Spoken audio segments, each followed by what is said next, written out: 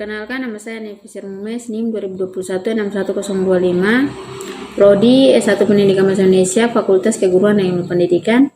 Di sini saya akan menjelaskan sedikit tentang pemikiran filsafat Yunani kuno hingga abad pertengahan. Nah, jadi kelahiran pemikiran filsafat diawali pada abad ke-6 sebelum Masehi yang ditandai oleh runtuhnya dongeng-dongeng yang selama ini menjadi pembenaran setiap gejala alam. Filsafat Yunani yang telah berhasil mematahkan berbagai mitos tentang kejadian dan asal-usul alam semesta. Dan itu berarti dimulainya tahap rasionalisasi pemikiran manusia tentang alam semesta. Periode Yunani kuno ini lazim disebut periode filsafat alam. Dikatakan pemikiran karena para periode ini ditandai dengan munculnya para ahli-ahli alam di mana arah dan perhatian pemikiran kepada apa yang diamati sekitarnya. Mereka membuat pertanyaan-pertanyaan tentang gejala alam yang bersifat filsafat berdasarkan akal pikir. Dan ini berarti mitos belaka mencari asas dan pertama yang alam semesta yang sifatnya mutlak yang berada di belakang segala sesuatu yang serba berubah. Filosof yang mengembangkan filsafat pada zaman Yunani yang begitu ramai dipersoalkan sepanjang sejarah yaitu Socrates. Setelah itu Plato meneruskan keaktifan Socrates dengan mengarang dialog-dialog seperti gurunya. Plato dapat membawa filsafat artinya mencari kebijaksanaan atau kebenaran, dan oleh karena itu dapat dimengerti bahwa mencari kebenaran itu dilakukan secara bersama-sama dalam suatu dialog.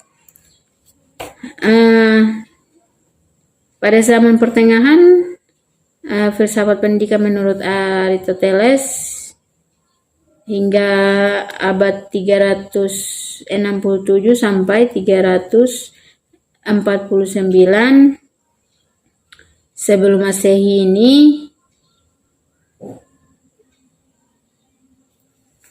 dan Aristoteles merupakan seorang filsuf dan ilmuwan besar pada masa dunia kuno. Ketika manusia pertama kalinya mengenal potensi dasar dalam dirinya, Aristoteles menjadi pelopor dalam pengembangan studi tentang logika formal dan berbagai bidang filsafat keilmuan lainnya. Berbagai tulisan telah dibuat oleh Aristoteles dalam menjelaskan pandangan ilmu filsafat terhadap ilmu pengetahuan. Aristoteles meyakini bahwa setiap aspek kehidupan manusia dapat dijadikan objek pemikiran dan analisis.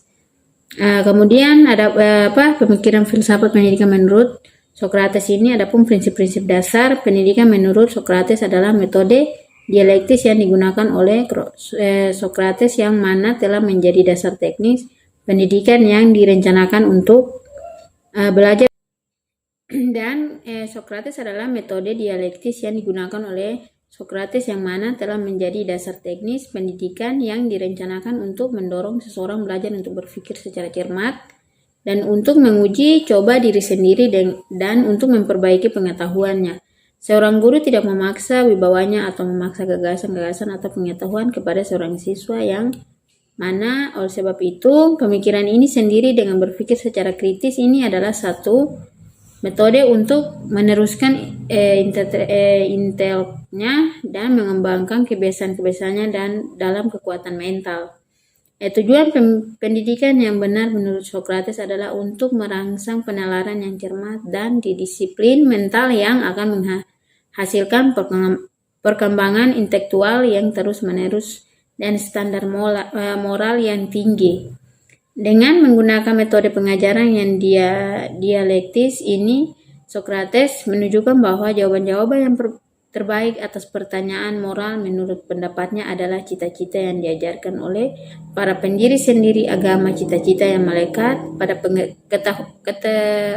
ketuhanan, cinta pada umat manusia, keadilan, keberanian, pengetahuan tentang kebaikan dan kejahatan, hormat terhadap kebenaran, sikap yang tak lebih-lebihan, kebaikan hati, kerendahan hati, toleransi, kejujuran, segala kebajikan lama.